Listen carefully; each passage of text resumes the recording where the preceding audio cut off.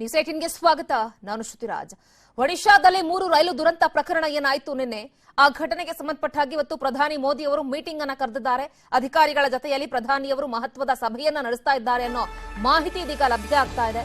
ಯಾವಾಗ 288 ಸಾವಿನ ಪ್ರಕರಣಗಳು ದಾಖಲಾಯಿತು, ಆ ಹಿನ್ನೆಲೆಯಲ್ಲೇ ಉನ್ನತ ಮಟ್ಟದ ಸಭೆಯನ್ನ ಕರೆದು ನರೇಂದ್ರ ಮೋದಿ ಅವರು ಸಾವಿನ ಲೆಕ್ಕಾಚಾರ ಜೊತೆಗೆ ಗಾಯಾಳುಗಳ ಮಾಹಿತಿಯನ್ನ ಪಡೆದುಕೊಳ್ತಾರೆ.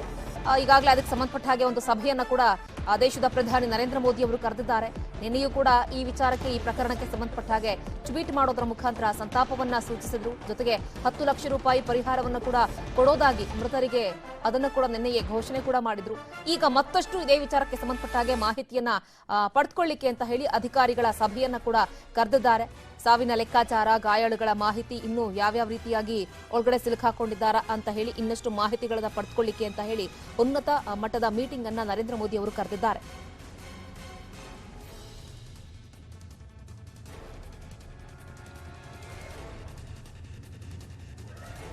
ನೋಡಿ, ಒಡಿಶಾದಲ್ಲಿ ನಿನ್ನೆ ಏನು ರೈಲು ದುರಂತ ಪ್ರಕರಣ ಆಯ್ತಲ್ಲ, 288 ಮಂದಿ ಸಾವನ್ನಪ್ಪಿರುವಂತಹ ಬಗ್ಗೆ ಒಂದ್ ಕಡೆ ಮಾಹಿತಿ ಸಿಗ್ತಾ ಇದ್ರೆ, ಮತ್ತೊಂದ್ ಕಡೆಗೆ ನಾವು 1000ಕ್ಕೂ ಹೆಚ್ಚು ಮಂದಿಗೆ ಗಾಯಗಳಾಗಿದೆ ಅನ್ನೋ ಒಂದು ಮಾಹಿತಿಗಳು ಕೂಡ ಲಭ್ಯ ಆಗ್ತಾ ಇದೆ.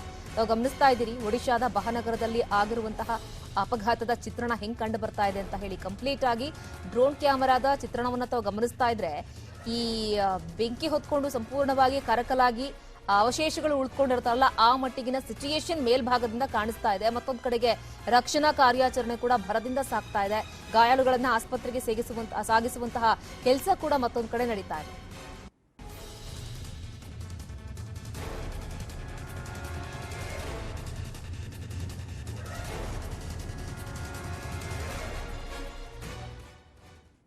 ಒಡಿಶಾದಲ್ಲಿ ರೈಲು ಅಪಘಾತ ಪ್ರಕರಣಕ್ಕೆ ಸಂಬಂಧಪಟ್ಟ ಹಾಗೆ ಕರ್ನಾಟಕದ 150ಕ್ಕೂ ಅಧಿಕ ಜನ ಸೇಫ್ ಆಗಿದ್ದಾರೆ. ಕಳಸದಿಂದ ಇವರೆಲ್ಲರೂ ಕೂಡ ಹೊರಟಿದ್ರು. 110 ಪ್ರಯಾಣಿಕರು ಈ ಕಳಸ, ಸಂಸೆ, ಹೊರನಾಡು ಈ ಭಾಗದ ಕಡೆಯಿಂದ ಎಲ್ಲರೂ ಕೂಡ ಯಾತ್ರೆಗೆ ಅಂತ ಹೇಳಿ ಹೊರಟಿದ್ರು. ಈ ಸುಮೇಧ ಶಿಖರ್ಜಿ ಯಾತ್ರೆಗೆ ಅಂತ ಹೇಳಿ ಹೋಗ್ತಾ ಇದ್ದಂತಹ ಜೈನರು ಇವರು. ಬೆಂಗಳೂರಿನಿಂದ ಯಾತ್ರಾರ್ಥಿಗಳೆಲ್ಲರೂ ಕೂಡ ಹೊರಟಿದ್ರು. 24ನೇ ಜೈನ ತೀರ್ಥಂಕರರು ಮೋಕ್ಷ ಹೊಂದಿದ್ದಂತಹ ಪುಣ್ಯಕ್ಷೇತ್ರಕ್ಕೆ ಒಮ್ಮೆ ಭೇಟಿ ಕೊಡಬೇಕು ಅನ್ನೋ ಹಿನ್ನೆಲೆಯಲ್ಲಿ ಎಲ್ಲರೂ ಕೂಡ ಹೋಗ್ತಾ ಇದ್ದಿದ್ದು. ಬೆಂಗಳೂರಿನಿಂದ ಕೂಡ ಸಾಕಷ್ಟು ಜೈನ ಸಮುದಾಯದವರು ಈ ಸುಮೇಧ ಶಿಖರ್ಜಿ ಯಾತ್ರೆಗೆ ಅಂತ ಹೇಳಿ ಹೋಗ್ತಾ ಇದ್ರು. ಅಲ್ಲಿಂದ ಸಂತೋಷ್ ಅನ್ನೋರು ಕೂಡ ಟ್ರೈನ್ ಅಪಘಾತ ಹೆಂಗಾಯ್ತು, ಆ ಕ್ಷಣದಲ್ಲಿ ಅವ್ರಿಗೆ ಏನ್ ಅನ್ನಿಸ್ತು ಅನ್ನೋದ್ರ ಬಗ್ಗೆ ಕೂಡ ಮಾಹಿತಿಯನ್ನ ಹಂಚಿಕೊಂಡಿದ್ದಾರೆ. ಬನ್ನಿ ನೋಡೋಣ.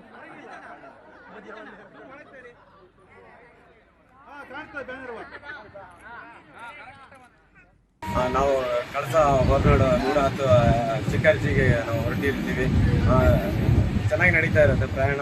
ಅದರ ಮಧ್ಯದಲ್ಲಿ ಟ್ರಾವೆಲಿಂಗ್ ಮಾಡ್ತಿರ್ಬೇಕಾದ್ರೆ Orissa last border Orissa pass ಆಗಿ ನಾವು ಕಲ್ಕತ್ತಾಗೆ ಇನ್ನು ರೀಚ್ ಆಗೋ ಟೈಮಲ್ಲಿ ರಾತ್ರಿ 8:30ಗೆ ಸಡನ್ ಟ್ರೈನ್ ಸ್ಟಾಪ್ ಆಗ್ಬಿಡ್ತು. ಒಂದೇ ಸಲ ಬ್ರೇಕ್ ಆಗುತ್ತೆ. ಹೇಗೆ ನಾವು ಬಸ್ಸಲ್ಲಿ ಆಕ್ಸಿಡೆಂಟ್ ಹಿಂಗಾಗುತ್ತೆ ಅದೇ ಥರ ಆ ಸೌಂಡ್ ಬಂದಾಗ ನೋಡಿದಾಗ opposite train Chennai express Chennai ನಮ್ಮಲ್ಲಿ ನಾವು S5 ಇದ್ದಂತ ನಾವು ಮುಂದೆ ಇರ್ತೀವಿ. ಇನ್ನು ನಮ್ಮಲ್ಲಿ ಹಿಂದೆ ಹೋಗಿ AC ಮತ್ತೆ ಸೆಂಟ್ರಲ್ ಅಪಾರ್ಟ್ಮೆಂಟ್ ಅಲ್ಲಿ ಇರೋ 2 ಲಾಸ್ಟ್ ಬೋಗಿಗೆ ಅಪೋಸಿಟ್ ಬೋಗಿ ಬಂದು ಇದು ಮಾಡಾಗುತ್ತೆ. ಹೆಚ್ಚಾಗಿ 2 ಬೋಗಿ ಕೊಂಡಿ ಬಿಚ್ಚಿ ನಾವು ಮುಂದೆ ಹೋಗ್ತೀವಿ. 3 ಕಿಲೋಮೀಟ್ರು 2 ಬೋಗಿ ಅಲ್ಲೇ ಉಳಿದಿರುತ್ತೆ. ಹಾಗೆ ಮುಂದೆ ಹೋಗಿ ನಾವು ನೋಡಿದಾಗ ಆ ಬೋಗಿಲಿದ್ದಂಥ ಪ್ಯಾಸೆಂಜರ್ ಅವರು ತುಂಬ ಗಾಯ ಆಗಿರ್ತಾರೆ. ಹಾಗೆ ಇದ್ದವರು ಸಾಮಾನ್ಯ ಡೆತ್ ಆಗಿರ್ತಾರೆ. ಹಾಗೆ ಅಲ್ಲಿ ಅಕ್ಕಪಕ್ಕ ಮನೆ ಇದ್ದಂಥವ್ರು ಎಲ್ಲರೂ ಓಡ್ ಬಂದು ಎಲ್ಲರಿಗೂ ಫೋನ್ ಮಾಡಿ ಎಲ್ಲ ಆಂಬುಲೆನ್ಸ್ನೆಲ್ಲ ವ್ಯವಸ್ಥೆ ಮಾಡಿ ಎಲ್ಲರನ್ನ ಶಿಫ್ಟ್ ಮಾಡ್ತಿರ್ತಾರೆ. ಹಾಗೆ ನಾವೆಲ್ಲ ಸೇಫ್ ಆಗಿರ್ತೀವಿ. ಅದು ನಮಗೆ ಬೇಸರ ಅಂತ ನಾವು ಸೇಫ್ ಆಗಿದ್ವಿ, ಅವ್ರಿಗೂ ಏನಾಗಬಾರ್ದಿತ್ತು. ಏನು ಮಾಡೋದು, ಅಚಾನಕ್ ಆಗಿ ನಡೆದಿದೆ. ಹಾಗೆ ಅಲ್ಲಿದ್ದಂಥ ಆಮೇಲೆ DC ಇವರೆಲ್ಲ ಬಂದು ನಮಗೆಲ್ಲ ಕೇಳಿದ್ರು, ಏನು ನಿಮಗೆ ವ್ಯವಸ್ಥೆ ಮಾಡಬೇಕು ಹೇಗಿತ್ತು ಅಂತೇಳಿ. ಆಮೇಲೆ ರಾತ್ರಿ 8:30 ಆಗಿರುತ್ತೆ. ನಾವು 12 ಗಂಟೆಗೆ ನಮ್ಮನ್ನೆಲ್ಲ ಕ್ಲಿಯರಿಟಿ ಮಾಡ್ತಾರೆ. ಸೇಮ್ ಅದೇ ಟ್ರೈನು, ಹಲ್ವಾ ಎಕ್ಸ್ಪ್ರೆಸ್ ಟ್ರೈನು, ಅದೇ ಟ್ರೈನು ನಾವು ಮುಂದೆ ವ್ಯವಸ್ಥೆ ಇದ್ದೀವಿ. ಈಗ ನಾವು ಕಲ್ಕತ್ತಾಗೆ ಹೋಗ್ತಿದ್ವಿ. ಕಲ್ಕತ್ತಾ ಹೋಗಿಬಿಟ್ಟು ಇನ್ನು ಕಳಸ ಹಾಗೆ ಅಕ್ಕಪಕ್ಕದ ಊರುಗಳಿಂದ ಅಜಿತ್ ಕುಮಾರ್ ಜೈನ್ ಅವರ ನೇತೃತ್ವದಲ್ಲಿ ಜೈನ ಸಮುದಾಯದವರೆಲ್ಲರೂ ಕೂಡ ಯಾತ್ರೆಗೆ ಹೋಗ್ತಾ ಇದ್ರು. ಅದೃಷ್ಟಕ್ಕೆ ರೈಲು ಅಪಘಾತದಿಂದ ಇವರೆಲ್ಲರೂ ಕೂಡ ಪಾರಾಗಿದ್ದಾರೆ. ಈ ಬಗ್ಗೆ ರೈಲಿನಲ್ಲಿ ಪ್ರಯಾಣ ಮಾಡ್ತಾ ಇದ್ದಂತಹ ಮಾಳಪ್ರಕಾಶ್ ಜೈನ್ ಸಹೋದರ ಮಾಳ ಹರ್ಷೇಂದ್ರ ಜೈನ್ ಅವರು ನ್ಯೂಸ್ 18 ಜೊತೆಗೆ ಮಾತನಾಡಿದ್ದಾರೆ. ಬೆಳಿಗ್ಗೆ ಸುಮಾರು 10:10ವರೆಗೆ ಹೊರಡಬೇಕಾಗಿದ್ದ ಟ್ರೈನ್ 12ವರೆಗೆ ಹೊರಡುತ್ತದೆ. ನೆಕ್ಸ್ಟ್ ನಿನ್ನೆ ಮಧ್ಯಾಹ್ನ ದಿನ ಆ ಟ್ರೈನ್ನ ಕೊನೆಯ 4 ಬೋಗಿಗಳು ಅಲ್ಲಿ ಇಂಜಿನ್ ಚೇಂಜ್ ಆದ ಕಾರಣ ಆ ಕೊನೆಯ ಬೋಗಿಗಳು ಫಸ್ಟಿಗೆ ಬರ್ತವೆ, S5, S6, S7. ಸೊ ಇವರು ನಮ್ಮ ಅಣ್ಣನ ಈಗ ಹೇಳಿಕೆ ಪ್ರಕಾರ ರಾತ್ರಿ 7:30 ಟೈಮ್ಗೆ ತುಂಬ ಸೌಂಡ್ ಆಗುತ್ತೆ. ಆಮೇಲೆ ಟ್ರ್ಯಾಕ್ ಬಿಡ್ತದೆ ಟ್ರೈನು. ಆಮೇಲೆ ಮೇಲೆ ಮಲ್ಕೊಂಡಿರೋರು ಕೆಳಗೆ ಬೀಳ್ತಾರೆ. ತುಂಬ ಎಲ್ಲರೂ ಪ್ಯಾನಿಕ್ ಆಗಿರ್ತಾರೆ. ಇದು ಒಡಿಸ್ಸಾದ ಒಂದು ಆ ಜಿಲ್ಲೆಯಲ್ಲಿ ಕ್ರಾಸಿಂಗಲ್ಲಿ ಆಗಿರ್ತದೆ, ಆಕ್ಸಿಡೆಂಟ್ ಆಗಿರ್ತದೆ. ನಮ್ಮ ಟ್ರೈನ್ ಹೌರಾ ಎಕ್ಸ್ಪ್ರೆಸ್ಸಿನ ಸುಮಾರು 4 ಬೋಗಿಗಳಿಗೆ ಕೋರಮಂಡಲ್ ಎಕ್ಸ್ಪ್ರೆಸ್ ಬಂದು ಆಕ್ಸಿಡೆಂಟ್ ಆಗಿರ್ತದೆ. ಒಂದು 10 ಸೆಕೆಂಡ್ ಆಗಿದ್ರೆ ಅಪಘಾತ ಆಗ್ತಾ ಇರಲಿಲ್ಲ. ಸೊ ಈ 4 ಬೋಗಿಗಳು ಪ್ಲಸ್ ಆ ಟ್ರೈನಿನ 15ರಿಂದ 17 ಬೋಗಿಗಳು ಎಲ್ಲ ಆಕ್ಸಿಡೆಂಟ್ ಆಗಿ ಸುಮಾರು ನಿಮಗೆ ಈಗ ನ್ಯೂಸ್ ಬಂದಿರೋ ಪ್ರಕಾರ ನಮ್ಮ ಅತ್ತಿಗೆ ಹೇಳಿದರು, ಅದು ನೋಡಿಬಿಟ್ಟು ಸುಮಾರು 500 ಜನ ಸತ್ತವರಂತ ಹೇಳಿದರು. ಬಟ್ ಈಗಿನ ಪ್ರಕಾರ 300 ಜನ ಸತ್ತಿದ್ದಾರೆ, ಅದು ಸ್ವರ್ಗಸ್ಥರಾಗಿದ್ದಾರೆ. ನಮ್ಮ ಇಲ್ಲಿಂದ ಹೋದವರು ಯಾರಿಗೂ ಏನು ಒಂದು ರೀತಿಯ ಕಿಂಚಿತ್ತು ಏನು ಪ್ರಾಬ್ಲಮ್ ಆಗಿಲ್ಲ. ನಮ್ಮ ದೇವರ ಆಶೀರ್ವಾದ ಇರ್ಬೋದು, ಕರ್ನಾಟಕ ಜನತಾ ಆಶೀರ್ವಾದ ಇರ್ಬೋದು, ಯಾರಿಗೂ ಏನಾಗಿಲ್ಲ. ಬೆಳಿಗ್ಗೆ ಸುಮಾರು 10:10ವರೆಗೆ ಹೊರಡಬೇಕಾಗಿದ್ದ ಟ್ರೈನ್ 12 ಚಿಕ್ಕಮಗಳೂರಿನಿಂದಲೂ ಕೂಡ ಕೆಲವರು ಪ್ರವಾಸಕ್ಕೆ ಹೋಗ್ತಾ ಇದ್ರು, ಅವರು ಕೂಡ ಆಲ್ಮೋಸ್ಟ್ ಸೇಫ್ ಆಗಿದ್ದಾರೆ. ಇವರ ಸಂಬಂಧಿಕರಾದಂತಹ ಆದಿತ್ಯ ಜೈನ್ ಹಾಗೆ ವಿಜಯ್ ಕುಮಾರ್ ಅವರು ಕೂಡ ಮಾತನಾಡಿದ್ದಾರೆ. ಬನ್ನಿ ನೋಡೋಣ. 31ನೇ ತಾರೀಕು ಬುಧವಾರ ಸಂಜೆ 7 ಗಂಟೆಗೆ 110 ಜನ ಕಳಸೆಯಿಂದ ನಮ್ಮ ಜೈನರ ಪವಿತ್ರ ಕ್ಷೇತ್ರ ಸಮ್ಮೇದ ಶಿಖರಿಗೆ ಯಾತ್ರೆ ಕೈಗೊಂಡಿದ್ದೇನೆ. ನಿನ್ನೆ ರಾತ್ರಿ ರೈಲು ಅಪಘಾತಗೊಂಡಿದೆ ಎಂದು ತಿಳಿದು ನಮಗೆ ತುಂಬ ಆಘಾತವಾಗಿತ್ತು. ಅದರಲ್ಲಿ ಕಳಸೆಯಿಂದ ಹೊರಟ 110 ಜನ ಯಾತ್ರಿಗಳು ಇದ್ದರು ಎಂದು ತಿಳಿದು ಆಘಾತಕ್ಕೆ ಒಳಗಾಗಿದ್ದರು. ನ್ಯೂಸ್ 18 ಮುಖಾಂತರ ಕಳಸದ ಯಾತ್ರಿಕರು ಸುರಕ್ಷಿತ ಎಂದು ತಿಳಿದು ನಾವು ತುಂಬ ಸಮಾಧಾನ ಪಟ್ಟುಕೊಂಡೆವು. 31ನೇ ತಾರೀಕು ಬುಧವಾರ ಸಂಜೆ 7 ಗಂಟೆಗೆ 110 ಜನ ಕಳಸೆಯಿಂದ ನಮ್ಮ ಜೈನರ ಪವಿತ್ರ ಕ್ಷೇತ್ರ. ನೋಡಿ, ನಿನ್ನೆ ಸಂಜೆ 7 ಗಂಟೆಗೆ ಏನು ಅಪಘಾತ ಆಯ್ತಲ್ಲ ಒಡಿಶಾ ಭಾಗದಲ್ಲಿ, ಸೊ ಅದೇ ಟ್ರೈನ್ ನಲ್ಲಿ, ಹೌರಾ ಟ್ರೈನ್ ನಲ್ಲಿ ಬೆಂಗಳೂರಿನಿಂದ ಪಶ್ಚಿಮ ಬಂಗಾಳಕ್ಕೆ ಹೊರಟಂತಹ ಅದೇ ಹೌರಾ ಟ್ರೈನ್ ನಲ್ಲಿ ಕರ್ನಾಟಕ ಮೂಲದ 150ಕ್ಕೂ ಹೆಚ್ಚು ಮಂದಿ ಇದ್ರು. ಅದರಲ್ಲೂ ಪ್ರಮುಖವಾಗಿ 110 ಜನ ಜೈನರು ಅಂದ್ರೆ ಯಾತ್ರಾರ್ಥಿಗಳೆಲ್ಲರೂ ಕೂಡ ಯಾತ್ರೆಗೆ ಅಂತ ಹೇಳಿ ಒಟ್ಟಿಗೆ ಹೋಗ್ತಾ ಇದ್ರು ಎಲ್ಲರೂ ಕೂಡ. ಸೊ ಅವರೆಲ್ಲರೂ ಕೂಡ ಸೇಫ್ ಆಗಿದ್ದಾರೆ ಅಂತ ಹೇಳಿ ಅವರ ಸಂಬಂಧಿಕರುಗಳು ಕೂಡ ಇದೀಗ ಮಾಹಿತಿಯನ್ನು ಕೊಡ್ತಾ ಇದ್ದಾರೆ. ಜೊತೆಗೆ ಟ್ರಾವೆಲ್ ಮಾಡುವಂತವರು ಕೂಡ ಬೆಳಗ್ಗೆಯಿಂದ ನ್ಯೂಸ್ 18 ಜೊತೆಗೆ ಮಾತನಾಡಿ ನಾವೆಲ್ಲರೂ ಕೂಡ ಸೇಫ್ ಆಗಿದ್ದೇವೆ, ಬಟ್ ಈ ಅಪಘಾತ ಆಯ್ತು, ಹೇಗಾಯ್ತು, ಯಾಕಾಯ್ತು ಅನ್ನೋ ರೀತಿಯಲ್ಲೂ ಕೂಡ ಕಂಪ್ಲೀಟ್ ಆಗಿ ಮಾಹಿತಿಯನ್ನು ಕೂಡ ಅವರು ನ್ಯೂಸ್ 18 ಜೊತೆಗೆ ಹಂಚಿಕೊಳ್ತಾ ಇದ್ರು. ಈಗ ಸದ್ಯದ ಮಟ್ಟಿಗೆ ಮಾಹಿತಿ ಸಿಕ್ಕಿರೋ ಪ್ರಕಾರ 288 ಮಂದಿ ಸಾವನ್ನಪ್ಪಿದ್ರೆ 1000ಕ್ಕೂ ಅಧಿಕ ಮಂದಿಗಳು ಗಾಯಾಳುಗಳು ಅಂತ ಹೇಳಲಾಗ್ತಾ ಇದೆ. ಅವರನ್ನು ಕೂಡ ಆಸ್ಪತ್ರೆಗೆ ಸೇರಿಸಿ ಚಿಕಿತ್ಸೆಯನ್ನು ಕೊಡಿಸುವಂತಹ ಕೆಲಸ ಮತ್ತೊಂದು ಕಡೆ ಆಗ್ತಾ ಇದ್ರೆ, ಮಗದೊಂದು ಕಡೆ ಕಂಪ್ಲೀಟ್ ಆಗಿ ರಕ್ಷಣಾ ಸಿಬ್ಬಂದಿ ರಕ್ಷಣಾ ಕಾರ್ಯಾಚರಣೆಯನ್ನ ಬಹಳ ಬೇಗ ಕ್ಷಿಪ್ರಗತಿಯಲ್ಲಿ ಅವರು ಕೂಡ ಕಾರ್ಯಾಚರಣೆಯನ್ನ ನಡೆಸ್ತಾ ಇದ್ದಾರೆ. ಈಗಾಗಲೇ ಸ್ಥಳದಲ್ಲೇ NDRF ಟೀಮ್ ಬೀಡು ಬಿಟ್ಟಿದೆ. ಮತ್ತೊಂದು ಕಡೆಗೆ ಸೇನಾ ಸಿಬ್ಬಂದಿಗಳನ್ನ ಕೂಡ ಎಕ್ಸ್ಟ್ರಾ ಫೋರ್ಸ್ ಅನ್ನ ಕೂಡ ತರಿಸಿಕೊಂಡು ಆ ಭಾಗದಲ್ಲಿ ಕಂಪ್ಲೀಟ್ ಆಗಿ ರಕ್ಷಣಾ ಕಾರ್ಯಾಚರಣೆಯನ್ನ ಆದಷ್ಟು ಬೇಗ ಕಂಪ್ಲೀಟ್ ಮಾಡಬೇಕು ಅಂತ ಹೇಳಿ ಅಲ್ಲಿ ತೆರವುಗೊಳಿಸುವಂತಹ ಕೆಲಸಗಳು ಕೂಡ ಆಗ್ತಾ ಇದೆ. ಇನ್ನೂ ಕೂಡ ಸಾಕಷ್ಟು ಸಂಖ್ಯೆಯಲ್ಲಿ ಒಳಗಡೆ ಸಿಲುಕಾಕೊಂಡಿರುವಂತಹ ಸಾಧ್ಯತೆಗಳು ಕೂಡ ಕಂಡು ಬರ್ತಾ ಇದೆ. ತಾವು ಗಮನಿಸ್ತಾ ಇದ್ದೀರಿ, ರೈಲ್ವೆ ಬೋಗಿಗಳು ಯಾವ ರೀತಿಯಾಗಿ ಆಕ್ಸಿಡೆಂಟ್ ನಲ್ಲಿ ನಜ್ಜುಗುಜ್ಜಾಗಿದೆ. ಅದರ ಒಳಭಾಗಕ್ಕೆ ಸಿಬ್ಬಂದಿ ಹೋಗಿ ಅಲ್ಲಿ ಕಾರ್ಯಾಚರಣೆಯನ್ನ ನಡೆಸ್ತಾ ಇರುವಂತಹ ದೃಶ್ಯಗಳನ್ನ ಕೂಡ ತಾವು ಗಮನಿಸ್ತಾ ಇದ್ದೀರಿ. 1000ಕ್ಕೂ ಅಧಿಕ ಮಂದಿಗೆ ಗಾಯಗಳಾಗಿರೋದ್ರ ಬಗ್ಗೆ ಮಾಹಿತಿ ಇದೀಗ ಲಭ್ಯ ಆಗ್ತಾ ಇದೆ.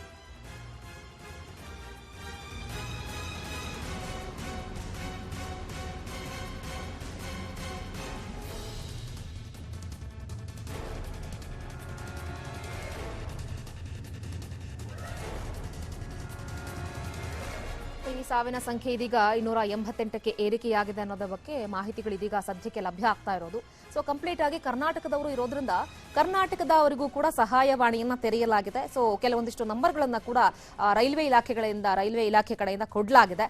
ಸೊ ಅದನ್ನ ನಾವು ನಿಮ್ಗೆ ತೋರಿಸ್ತಾ ಹೋಗ್ತೀವಿ. ಹಾಗಾದ್ರೆ ಸೊ ಯಾವ ರೀತಿಯಾಗಿ ಸಹಾಯವಾಣಿಯನ್ನ ಕರ್ನಾಟಕದ ಕಡೆಯಿಂದ ಕೊಡಲಾಗಿದೆ ಹಾಗಾದ್ರೆ, ಯಾಕಂದ್ರೆ ಕರ್ನಾಟಕದಿಂದಲೂ ಕೂಡ 150ಕ್ಕೂ ಹೆಚ್ಚು ಮಂದಿ ಸೊ ಪ್ರಯಾಣವನ್ನ ಬೆಳೆಸಿದ್ರು. ಅದರಲ್ಲೂ ಬೆಂಗಳೂರಿನ sir M Visvesvaraya railway station ಇಂದ ಸಾಕಷ್ಟು ಜನ ಹೋಗಿದ್ರಲ್ಲ, ಸೊ ಅದಕ್ಕೆ ಸಂಬಂಧಪಟ್ಟ ಹಾಗೆ ನಾವು ನಿಮಗೆ ಕೆಲವೊಂದಿಷ್ಟು ಇನ್ಫಾರ್ಮೇಶನ್ ಅನ್ನ ಕೊಡ್ತಾ ಹೋಗ್ತೀವಿ. ನೋಡಿ, ಒಡಿಶಾ ರೈಲು ದುರಂತಕ್ಕೆ ಸಂಬಂಧಪಟ್ಟ ಹಾಗೆ ಕರ್ನಾಟಕದವರು, ಸೊ ನಿಮ್ಮ ಫ್ಯಾಮಿಲಿಯವರು ಯಾರಾದ್ರೂ ಹೋಗಿದ್ರೆ, ನಿಮ್ಗೆ ಏನಾದ್ರೂ ಗಾಬರಿ ಇತ್ತು ಅಂತ ಹೇಳಿದ್ರೆ ನೀವು ಈ ನಂಬರ್ಗೆ ಕರೆ ಮಾಡಬಹುದು. 08022942666 08022942666 ಈ ನಂಬರ್ಗೆ ಈ ಸಹಾಯವಾಣಿಗೆ ಕರೆ ಮಾಡಬಹುದು. ಕರ್ನಾಟಕ ಮೂಲದವರು ಯಾರಾದ್ರೂ ಸಿಕ್ಕಾಕೊಂಡಿದ್ದಾರೆ ಅಂತ ಅಂದ್ಕೊಳ್ಳೋರು. ಮತ್ತೊಂದು ಕಡೆಗೆ 6782226286 ಜೊತೆಗೆ 0824959155 ಈ ನಂಬರ್ಗೆ, ಸೊ ಬೆಂಗಳೂರು ನಿಯಂತ್ರಣ ಕೊಠಡಿ, ಸೊ ಈ ನಂಬರ್ಗಳಿಗೆ ನೀವು ಕರೆ ಮಾಡೋದ್ರ ಮುಖಾಂತರವಾಗಿ ನಿಮಗೆ ಏನಾದ್ರೂ ಇನ್ಫಾರ್ಮೇಶನ್ ಬೇಕು ಅಂತ ಹೇಳಿದ್ರೆ ಸೊ ಅದನ್ನ ನೀವು ಕೂಡ ಕಾಲ್ ಮಾಡಬಹುದು, ವಿಚಾರಿಸಬಹುದು ಹೆಂಗಾಗಿದೆ ಏನು ಅಂತ ಹೇಳಿ ನಿಮ್ಗೆ ಯಾರಾದ್ರೂ ಅಥವಾ ಆತಂಕ ಏನಾದ್ರೂ ನಿಮಗೆ ಮನೆ ಮಾಡಿದ್ರೆ. ಸೊ ಇದು ಕರ್ನಾಟಕದವರಿಗೆ, ಇದು ಒಡಿಶಾ ಸಹಾಯವಾಣಿ ನಾವು ತೋರಿಸ್ತಾ ಇರೋದು. ಈ ಹಿಂದೆ ತೋರಿಸಿದ್ದು ಸೊ ಕರ್ನಾಟಕದ ರೈಲ್ವೆ ಸ್ಟೇಷನ್ ನ ಬೆಂಗಳೂರಿನ ಭಾಗದವರು ಯಾರಾದ್ರೂ ಕಾಂಟ್ಯಾಕ್ಟ್ ಮಾಡಬೇಕು ಅಂತ ಹೇಳಿದ್ರೆ ನಾವು ಆಗ್ಲೇ ಡಿಸ್ಪ್ಲೇ ಮಾಡಿದ್ವಲ್ಲ ಆ ನಂಬರ್ಗೆ. ಇದು ಕರ್ನಾಟಕದವರಿಗೆ ಒಡಿಶಾ ಸಹಾಯವಾಣಿ. ಒಂದು ವೇಳೆ ನಿಮ್ಗೆ ಡೈರೆಕ್ಟ್ ಆಗಿ ಅಲ್ಲಿಗೆ ಕಾಲ್ ಮಾಡಿ ಇನ್ಫಾರ್ಮೇಶನ್ ಬೇಕು ಅನ್ನೋರು ಕೂಡ ಈ ನಂಬರ್ಗೆ ಕರೆ ಮಾಡಬಹುದು 082. ಸೊ ಇನ್ನು ಮತ್ತೊಂದು ಕಡೆಗೆ ನೋಡಿ, ಒಡಿಶಾ ಪಶ್ಚಿಮ ಬಂಗಾಳದ 12 ರೈಲ್ವೆ ನಿಲ್ದಾಣಗಳ ಸಹಾಯವಾಣಿಯನ್ನ ಕೂಡ ನಾವು ನಿಮಗೆ ತೋರಿಸ್ತಾ ಹೋಗ್ತೀವಿ. ಅಂದ್ರೆ ಸಾಕಷ್ಟು ಜನರಿಗೆ ಗಾಬರಿ ಇರುತ್ತೆ, ಅಟ್ಲೀಸ್ಟ್ ಯಾವ್ದಾದ್ರು ಒಂದು ನಂಬರ್ ಸಿಕ್ಕಿದ್ರೆ ಕಾಂಟ್ಯಾಕ್ಟ್ ಮಾಡಬಹುದಲ್ಲ ಅಂತ ಹೇಳಿ ಸಾಕಷ್ಟು ಜನ ಅಂದ್ಕೊಂಡಿರ್ತಾರೆ. ಸೊ ನಿಮಗೋಸ್ಕರ ಈ ಒಂದು ರೆಫರೆನ್ಸಿಗೋಸ್ಕರ ನಿಮಗೆ ನಾವು ನಂಬರ್ಗಳ ಡಿಸ್ಪ್ಲೇ ಮಾಡ್ತಾ ಇದ್ದೀವಿ. ಭದ್ರಕ್ ರೈಲ್ವೆ ನಿಲ್ದಾಣದ ಸಹಾಯವಾಣಿ ಸಂಖ್ಯೆ 8455889900. ಅದೇ ರೀತಿ ಈ ಜೈಪುರ್ ಕೆ ರೋಡ್, ಸೊ ಈ ರೈಲ್ವೆ ಸ್ಟೇಷನ್ ನ ಸಹಾಯವಾಣಿ 8455889900. ಮತ್ತೊಂದು ಕಡೆಗೆ ಕಟಕ್ನ ರೈಲ್ವೆ ನಿಲ್ದಾಣದ ಸಹಾಯವಾಣಿಯ ನಂಬರ್ 845588990017. ಸೊ ಈ ನಂಬರ್ಗೆ ಕರೆ ಮಾಡೋದ್ರ ಮುಖಾಂತರ ಇದೇನು ಪಶ್ಚಿಮ ಬಂಗಾಳದ ಹಾಗೆ ಒಡಿಶಾದ 12 ರೈಲ್ವೆ ನಿಲ್ದಾಣಗಳಿದೆಯಲ್ಲ, ಸೊ ಆ ನಂಬರ್ನ ಸಹಾಯವಾಣಿಯನ್ನ ನಂಬರ್ನ ನಾವು ನಿಮಗೆ ಡಿಸ್ಪ್ಲೇ ಮಾಡ್ತಾ ಇದ್ದೀವಿ. ಇನ್ನು ಭುವನೇಶ್ವರ್ನ ರೈಲ್ವೆ ನಿಲ್ದಾಣದ ಸಹಾಯವಾಣಿ 845588990022. ಅದೇ ರೀತಿಯಲ್ಲಿ ಬಾಲಂಗಾವ್ 9937732169. ಮತ್ತೊಂದು ಕಡೆಗೆ ಈ ಪಾಲಿಸಾ ರೈಲ್ವೆ ಸ್ಟೇಷನ್ ನ ಸಹಾಯವಾಣಿ ನಂಬರ್ 8978881006. ಸೊ ಇದು ಪಾಲಸಾ ರೈಲ್ವೆ ಸ್ಟೇಷನ್ ನ ಸಹಾಯವಾಣಿಯ ನಂಬರ್.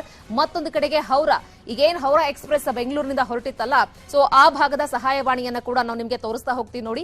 ಹೌರಾ, ಸೊ ಅದೇ ಹೌರಾ ಸ್ಟೇಷನ್ ನ ಸಹಾಯವಾಣಿ ನಂಬರ್ 0332363822217. ಇದು ಹೌರಾ ಸ್ಟೇಷನ್ ನ ಸಹಾಯವಾಣಿ. ಜೊತೆಗೆ ಖರಗ್ಪುರ್ 8972073925. ಇದು ಈ ನಂಬರ್. ಮತ್ತೊಂದು ಕಡೆಗೆ ಈ ಬಾಲಸೂರ್, ಈಗ ನಾವು ಹೇಳ್ತಾ ಇದ್ದೀವಲ್ಲ ಬಾಲಸೂರ್ನಲ್ಲಿ ಆಗಿರುವಂತಹ ಅವಘಡ ಅಂತ ಹೇಳಿ, ಆ ರೈಲ್ವೆ ನಿಲ್ದಾಣದ ಸಹಾಯವಾಣಿಯನ್ನ ಕೂಡ ನಾವು ನಿಮಗೆ ಡಿಸ್ಪ್ಲೇ ಮಾಡ್ತಾ ಇದ್ದೀವಿ. 8249591559. ಇದು ಈ ನಂಬರ್ಗಳಿಗೆ ನಿಮ್ಗೆ ಏನಾದ್ರೂ ಡೌಟ್ ಇತ್ತು ಅಥವಾ ಆತಂಕ ಇತ್ತು, ಯಾರಾದ್ರೂ ಇನ್ನೂ ಕೂಡ ನಮಗೆ ಕಾಂಟ್ಯಾಕ್ಟ್ ಸಿಕ್ಕಿಲ್ಲ, ಇನ್ನ ಮಾಹಿತಿಗಳು ಬೇಕು ಅನ್ನೋರು ಈ ನಂಬರ್ಗಳಿಗೆ, ಸೊ ಆಯಾ ಭಾಗದ ನಂಬರ್ಗಳನ್ನ, ರೈಲ್ವೆ ಸ್ಟೇಷನ್ಗಳನ್ನ ನಂಬರ್ಗಳನ್ನ ನಾನು ನಿಮಗೆ ತೋರಿಸ್ತಾ ಹೋಗ್ತಾ ಇರೋದು. ಮತ್ತೊಂದು ಕಡೆಗೆ ಶಾಲಿಮಾರ್ನ ರೈಲ್ವೆ ಸ್ಟೇಷನ್ ಸಹಾಯವಾಣಿ ನಂಬರ್ ಈ ರೀತಿಯಾಗಿದೆ 9999707046. ಅದೇ ರೀತಿ ಕುರ್ದಾ ರೋಡ್ 6370108046. ಮತ್ತೊಂದು ಕಡೆಗೆ ಬ್ರಹ್ಮಪುರ್ನ ರೈಲ್ವೆ ಸ್ಟೇಷನ್ ಸಹಾಯವಾಣಿ ನಂಬರ್ 8917388741. ಸೊ ಈ ಭಾಗದಲ್ಲಿ ಅಂದ್ರೆ ಒಡಿಶಾ ರೈಲು ದುರಂತಕ್ಕೆ ಸಂಬಂಧಪಟ್ಟ ಹಾಗೆ ಒಡಿಶಾ ಹಾಗೆ ಪಶ್ಚಿಮ ಬಂಗಾಳದ 12 ರೈಲ್ವೆ ನಿಲ್ದಾಣಗಳು, ಯಾಕಂದ್ರೆ ಹೌರಾ ರೈಲ್ವೆ ಸ್ಟೇಷನ್ ನಿಂದ ಬೆಂಗಳೂರಿನಿಂದ ಒಡಿಶಾ ಮಾರ್ಗವಾಗಿ ಪಶ್ಚಿಮ ಬಂಗಾಳಕ್ಕೆ ಹೋಗ್ತಾ ಇದ್ದಂತಹ ಹೌರಾ ಟ್ರೈನ್ ಇದು. ಹಾಗಾಗಿ ಕರ್ನಾಟಕದ ಮಟ್ಟಿಗೂ ಕೂಡ ಸೊ ಸಾಕಷ್ಟು ಸಂಖ್ಯೆಯಲ್ಲಿ ಜನರು ಕೂಡ ಹೋಗಿದ್ರು. ನಾವ್ ಯಾಕಪ್ಪ ಇದನ್ನ ತೋರಿಸ್ತಾ ಇದ್ದೀವಿ ಅಂತ ಹೇಳಿದ್ರೆ, ಕರ್ನಾಟಕದ ಮೂಲದಿಂದಲೂ ಕೂಡ ಸಾಕಷ್ಟು ಜನ ಹೋಗಿದ್ರಲ್ಲ ಈಗ, ಸೊ ಆಲ್ಮೋಸ್ಟ್ ಸೇಫ್ ಆಗಿದ್ದಾರೆ ಅನ್ನೋ ಒಂದು ಮಾಹಿತಿ ಇದೆ. ಆದ್ರೂ ಕೂಡ ಇನ್ನು ಸಾಕಷ್ಟು ಜನರು ಕೂಡ ಹೋಗ್ತಿರ್ತಾರೆ, ಯಾತ್ರೆಗೆ ಅಂತ ಹೇಳ್ತೀವಿ ಹೋಗ್ತಿರ್ತಾರೆ, ಕೆಲವರು ಟ್ರಿಪ್ಗೆ ಅಂತ ಹೇಳಿ ಹೋಗಿದ್ದವ್ರು ಇರ್ತಾರೆ. ಸೊ ಹಾಗಾಗಿ ನಿಮ್ಮ ಕಡೆಯವ್ರು ಯಾರಾದ್ರೂ ನಿಮ್ಗೆ ಇನ್ನೂ ಕೂಡ ಕಾಂಟ್ಯಾಕ್ಟ್ ಸಿಕ್ಕಿಲ್ಲ ಅಥವಾ ಅವ್ರು ಅದೇ ಟ್ರೈನ್ ನಲ್ಲಿ ಪ್ರಸಾರ ಮಾಡ್ತಾ ಇದ್ರು ಅಂದ್ರೆ ಪ್ರವಾಸ ಮಾಡ್ತಾ ಇದ್ರು ಅಂದ್ರೂ ಕೂಡ, ಸೊ ನೀವು ಒಂದು ವೇಳೆ ಇನ್ಫಾರ್ಮೇಶನ್ ಸಿಕ್ಕಿಲ್ಲ ಅಂತ ಹೇಳಿದ್ರೆ ಈ ನಂಬರ್ಗಳಿಗೆ ಕಾಲ್ ಮಾಡೋದ್ರ ಮುಖಾಂತರ ನಿಮ್ಗೆ ನಿಮ್ಮ ಡೌಟ್ ಗಳನ್ನ ಕ್ಲಿಯರ್ ಮಾಡ್ಕೊಳ್ಬಹುದು ಅನ್ನೋ ಒಂದೇ ಉದ್ದೇಶಕ್ಕೋಸ್ಕರ ನಾವು ಇಷ್ಟೆಲ್ಲ ನಂಬರ್ ಗಳನ್ನ ನಿಮ್ಗೆ ತೋರಿಸಿದ್ದು. ಸೊ ನಿಮ್ಗೆ ಯಾರಾದ್ರೂ ಆತಂಕ ಇರೋರು ಕಾಲ್ ಮಾಡಿ ಇನ್ಫಾರ್ಮೇಶನ್ ಅನ್ನ ಕಲೆಕ್ಟ್ ಮಾಡಬಹುದು. ಇನ್ನು ಚಿಕ್ಕಮಗಳೂರಿನಿಂದಲೂ ಕೂಡ ಕೆಲವರು ಪ್ರವಾಸಕ್ಕೆ ಹೋಗ್ತಾ ಇದ್ರು, ಅವರು ಕೂಡ ಸೇಫ್ ಆಗಿದ್ದಾರೆ ಅನ್ನೋ ಒಂದು ಮಾಹಿತಿ ಈಗ ಲಭ್ಯ ಆಗ್ತಾ ಇದೆ. ಅಪಘಾತದ ರೈಲಲ್ಲಿದ್ದಂತಹ ಪ್ರೀತಮ್ ಅವರು ಕೂಡ ಮಾತನಾಡಿದ್ರು. ಆ ಸಂದರ್ಭದಲ್ಲಿ ಏನ್ ಹೇಳಿದ್ರು ಹಾಗಾದ್ರೆ ಪ್ರೀತಮ್ ಅವರು, ಬನ್ನಿ ನೋಡೋಣ. ಇದೇ ವಿಚಾರಕ್ಕೆ ಸಂಬಂಧಪಟ್ಟಂಗೆ ಮತ್ತಷ್ಟು ಇನ್ಫಾರ್ಮೇಶನ್ ತಗೊಳ್ತಾ ಹೋಗೋಣ. ರೈಲಲ್ಲಿ ಪ್ರಯಾಣ ಮಾಡ್ತಿದ್ದಂತಹ ಪ್ರೀತಮ್ ಅನ್ನುವಂಥವ್ರು ನಮ್ಮ ಜೊತೆ ಫೋನ್ ಸಂಪರ್ಕದಲ್ಲಿ ಜಾಯ್ನ್ ಆಗಿದ್ದಾರೆ. ಸರ್ ನಮಸ್ತೆ. ಸರ್ ಈ ಘಟನೆ ಹೇಗಾಯ್ತು, ಈ ಘಟನೆ ಬಗ್ಗೆ ಏನಾದ್ರೂ ಹೇಳೋದಾದ್ರೆ? ಸರ್ ಅದೇ ನಾವು ಬ್ಯಾಂಗ್ಳೂರಿಂದ ಬಿಟ್ಟು ಆಲ್ಮೋಸ್ಟ್ 1.5 ಡೇ ಆಗಿತ್ತು. ಒಂದು 110 ಜನ ಇದೀವಿ ಈ ಒಂದು ಟ್ರೈನ್ ಅಲ್ಲಿ ಇದ್ದಿದ್ದು. ಓಕೆ, ಎಲ್ಲಿ ಹೋಗ್ತಾ ಇದ್ರಿ ಎಲ್ರು? ಜಾರ್ಖಂಡ್ ಶಿಖರ್ಜಿ ಅನ್ನೋ ಒಂದು ಯಾತ್ರೆಗೆ. ಓಕೆ, ಒಬ್ರು ಮುನಿಗಳು ಮಹಿಮಾ ಸಾಗರ್ ಅನ್ನೋರು ಈ ಒಂದು 110 ಜನಕ್ಕೆ ಅರೇಂಜ್ ಮಾಡಿದ್ರು ಯಾತ್ರೆಗೆ. ಅನ್ಫಾರ್ಚುನೇಟ್ಲಿ ಅದೇ ಅರೌಂಡ್ ಅದೇ ನಮ್ಗೇನ್ ಕೋಲ್ಕತ್ತಾ ಒಂದು 3 to 4 hours ಅಲ್ಲಿ ರೀಚ್ ಆಗ್ತಿದ್ವಿ. ಸಡನ್ ಆಗಿ ಅದೇ ಏನು ನಾವು ಟ್ರೈನ್ ಅಲ್ಲಿ ಇದ್ದಂಗೆ ಅವ್ರು ಇಮಿಡಿಯೇಟ್ ಬ್ರೇಕ್ ಹಾಕೋದು. ಯೂಶುವಲಿ ಏನ್ ಕಾರ್ಗಳಲ್ಲಿ ಹಾಕೋ ಬ್ರೇಕ್ ಆ ಕೈಂಡ್ ಆಫ್ ನಮ್ಗೆ ಒಂಥರ ಫೀಲ್ ಆಯ್ತು. ಬಟ್ ಇಳಿದು ಬಿಟ್ಟು ನೋಡಿದಾಗ ಒಂದ್ ಅರೌಂಡ್ 1.5 kilometer ಈ ತರ ಒಂದ್ ಘಟನೆ ಆಗಿದೆ, ಆಕ್ಸಿಡೆಂಟ್ ತರ ಗೂಡ್ಸ್ ಗಾಡಿ ಬಂದು ಬಿದ್ದಿರುವಂತದ್ದು. ಓಕೆ, ಈಗ ನಿಮ್ ಟೀಮ್ ಅಲ್ಲಿ ಹೋಗಿರೋರು ಎಲ್ಲರೂ ಸೇಫ್ ಆಗಿದಾರಾ, ಆರಾಮಾಗಿದಾರಾ? ಸರ್ ಒಂದು 110 ಜನನು ಫುಲ್ ಸೇಫ್ ಆಗಿದ್ದಾರೆ. ಓಕೆ, ಎಲ್ರು ಒಂದೇ ಬೋಗಿಲಿದ್ರ ಎಲ್ಲಾರು ಇವರು? ಒಂದ್ 3 ಬೋಗಿಲಿದ್ವಿ, 3 4 ಬೋಗಿಲಿದ್ವಿ. ಓಕೆ. ಏನು ಅಂದ್ರೆ ವಿಶಾಖಪಟ್ಟಣದಲ್ಲಿ ಅದು ಆಕ್ಚುಲಿ ಚೇಂಜ್ ಆದ್ವಿ. ಏನು ಅಂದ್ರೆ ನಾವು ಆಕ್ಚುಲಿ ಈಗೇನ್ ಆಕ್ಸಿಡೆಂಟ್ ಆಯ್ತಲ್ಲ 4 ಬೋಗಿನು, ಆ 4 ಬೋಗಿನು ಏನು ಅಂದ್ರೆ ನಾವು ಆಕ್ಚುಲಿ ಬ್ಯಾಕ್ ಸೈಡ್ ಅಲ್ಲಿ ಇದ್ವಿ. ಫಸ್ಟ್ ಬ್ಯಾಂಗ್ಳೂರಿಂದ ಟ್ರಾವೆಲ್ ಮಾಡ್ಬೇಕಾದ್ರೆ ವಿಶಾಖಪಟ್ಟಣ ಬರೋ ತನಕನು ನಾವು ಬ್ಯಾಕ್ ಸೈಡ್ ಅಲ್ಲೇ ಇದ್ವಿ. ಬಟ್ ವಿಶಾಖಪಟ್ಟಣದಲ್ಲಿ ನಮ್ದೊಂದು ಅದೃಷ್ಟ ಅಂತ ಹೇಳ್ಬೋದು. ಬಟ್ ಆದ್ರೂ ಈ ಮೂಮೆಂಟ್ಗೆ ಅದನ್ನ ಹೇಳಕ್ ಆಗಲ್ಲ. ನಾವು ಫ್ರಂಟಿಗೆ ಹೋದ್ವಿ, ಈಗ ಉಳ್ದೋರೆಲ್ಲ ಬ್ಯಾಕಿಗೆ ಬಂದ್ರು. ಇಂಜಿನ್ ಚೇಂಜ್ ಆದ ಕಾರಣ ಅವ್ರ ಎದುರುಗಡೆ ಬಂದ್ರು, ನಾವ್ ಎದುರುಗಡೆ ಬಂದ್ವಿ, ಅವ್ರ ಹಿಂದ್ಗಡೆ ಬಂದ್ರು. ಈ ಒಂದು ಘಟನೆ ಅವ್ರಿಗೆ ಅಂದ್ರೆ ಬಿಫೋರ್ ವಿಶಾಖಪಟ್ಟಣಂ ನೀವು ಅದೇ ಬೋಗಿಗಳ ನಿಯರ್ ಬೈ ಇದ್ರಿ ನೀವೆಲ್ಲಾರು?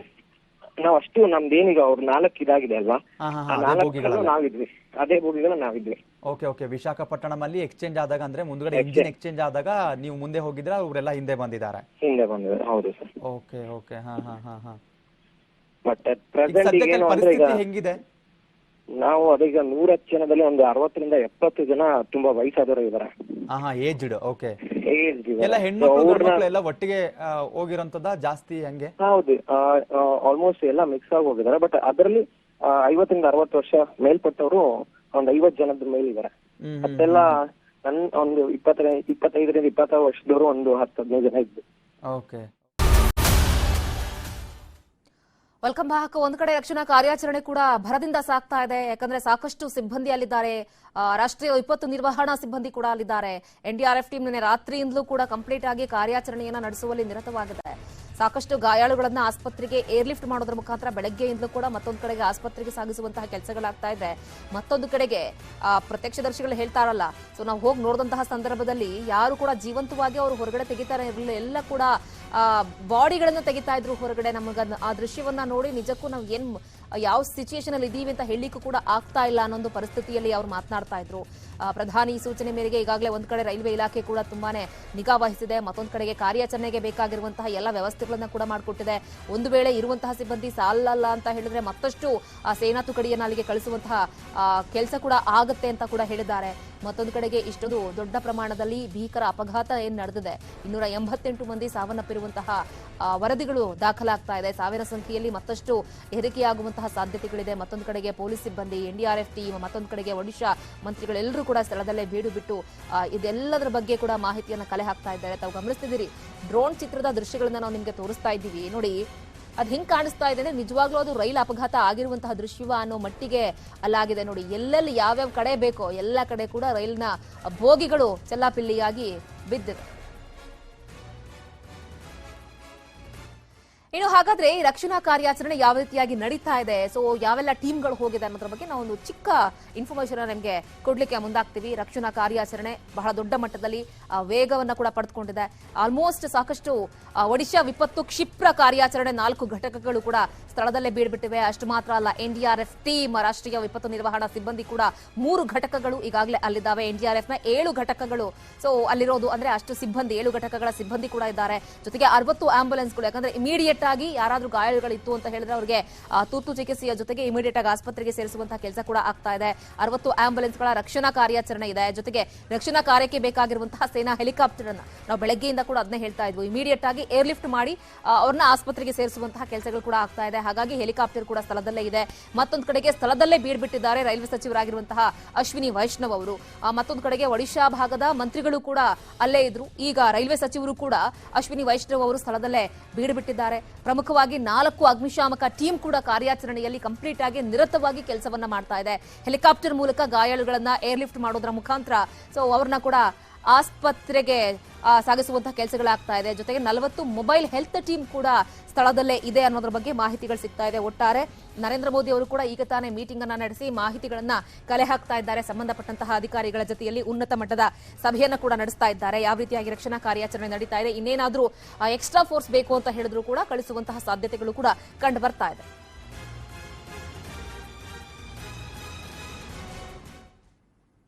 ಇದಿಷ್ಟು ಇವರೆಗಿನ ಪ್ರಮುಖ ಸುದ್ದಿ. ನೋಡ್ತಾ ಇರಿ ನ್ಯೂಸ್ 18, ಜಾಲ ನಮ್ಮದು, ಬಲ ನಿಮ್ಮದು.